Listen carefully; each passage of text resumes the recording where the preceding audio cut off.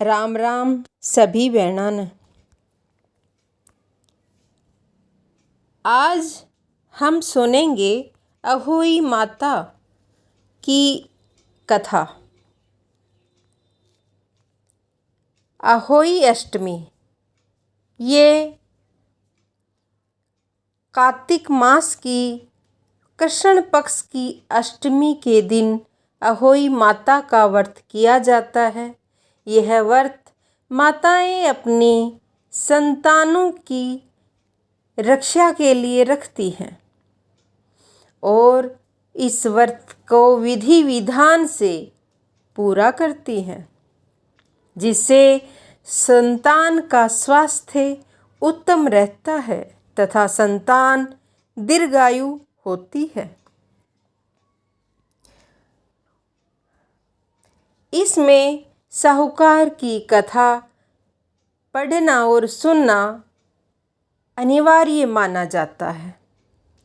इस कथा के अनुसार प्राचीन काल में एक साहूकार के 7 बेटे और 7 बहुएं थी। इस साहूकार की एक बेटी भी थी जो दीपावली में ससुराल से मायके आई थी। दीपावली पर घर को लीपने के लिए 7 बहुएं और बेटी मिट्टी लाने जंगल गई। बेटी जहाँ मिट्टी काट रही थी उस स्थान पर स्याऊ अपने 7 बेटों के साथ रहती थी।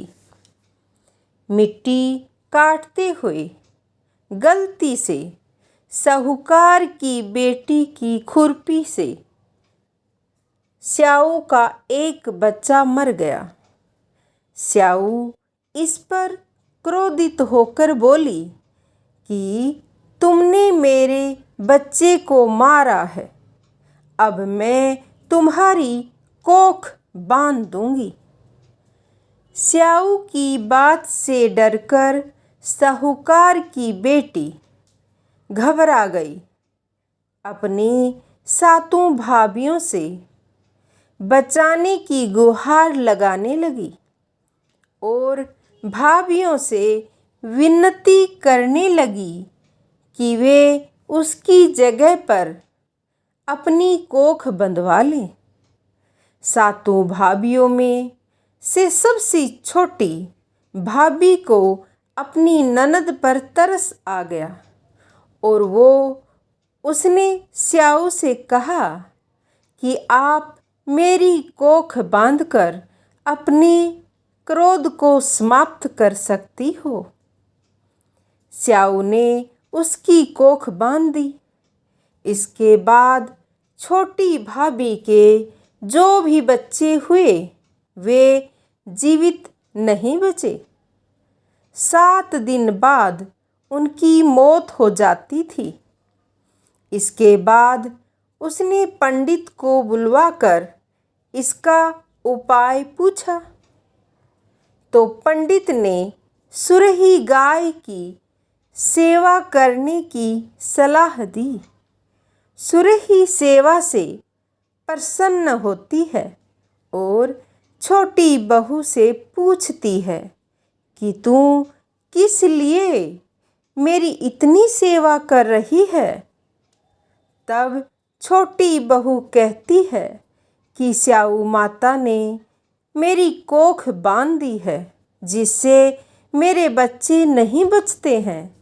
आप मेरी कोख खुलवा दें तो आपकी बहुत मेहरबानी होगी। सेवा से प्रसन्न सुरही गाय छोटी बहू को स्याऊ माता के पास ले जाती है। वहाँ जाते समय रास्ते में दोनों थककर आराम करने लगते हैं। अचानक साहूकार की छोटी बहू देखती है कि एक सांप गरुड़ पंखनी के बच्चे को डसने जा रहा है। तभी छोटी बहू सांप को मार देती है।